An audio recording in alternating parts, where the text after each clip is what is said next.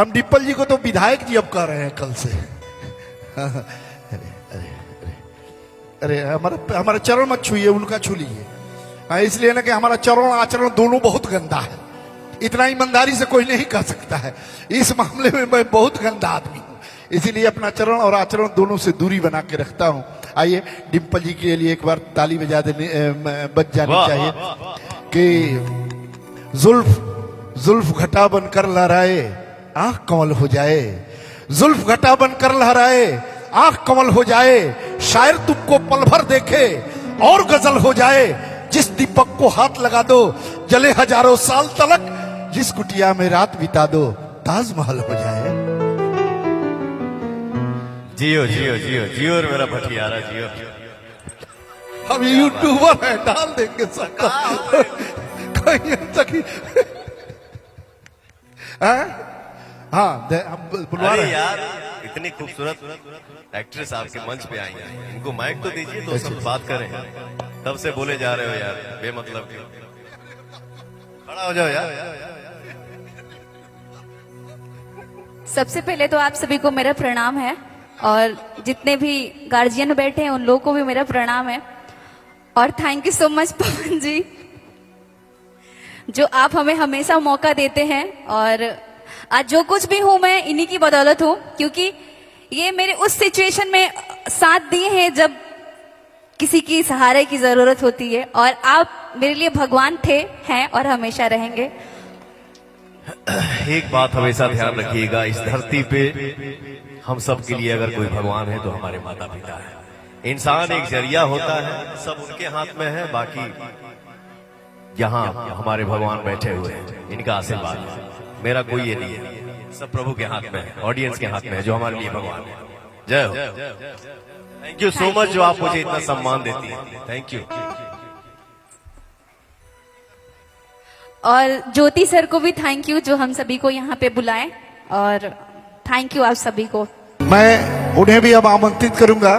धनंजय मामा हम सबों के पवन जी के फिल्म के प्रोड्यूसर हैं, और पवन राजा के यहाँ, और संयोग से आप बोकारो में ही व्यवस्थित है। आज आपने जो अतिथि देवो भव को सार्थक किया, इसके लिए आपको साधुवाद, धन्यवाद। तो मैं डिम्पल सिंह जी को आमंत्रित करूंगा कि चांद को शीशे में उतारा है चले आइए, चांद को शीशे में उतारा है चले आइए, रात ने गेसू संवारा है चले आइए, अब इस महफिल को आपकी जरूरत है, महफिल ने आपको पुकारा है चले आइए। ए भैया, केवल फोटो पवन जी का ले रहे हैं कि हमारा भी ले रहे हैं? हमारा भी है ना?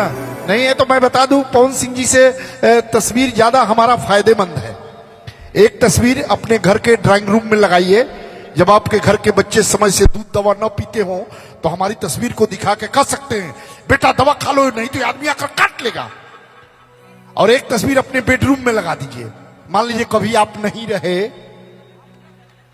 रहना जरूरी है ना भाई साहब, इसलिए मैंने कहा अरे बहुत जरूरी है।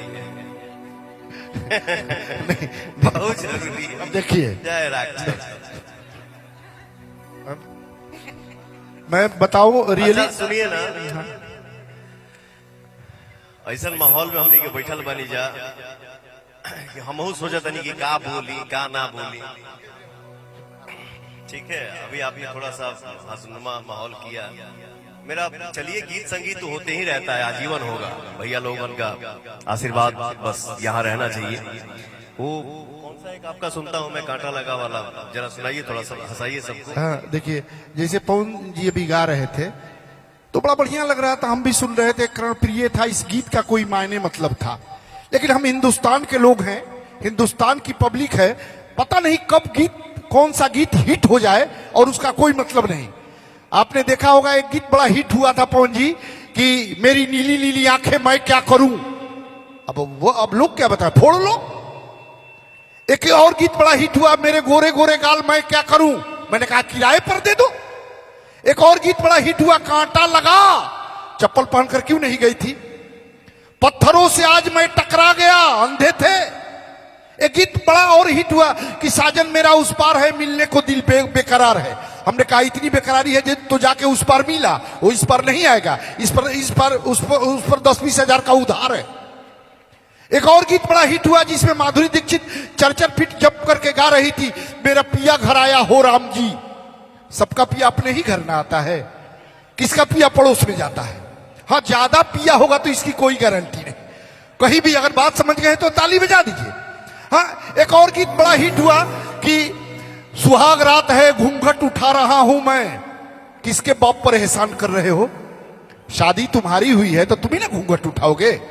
अब इस गीत इस काम के लिए दीपक जी कहाँ है? वो तो आदमी परमानेंट तैयार रहता है। दीपक जी यही है दीपक जी।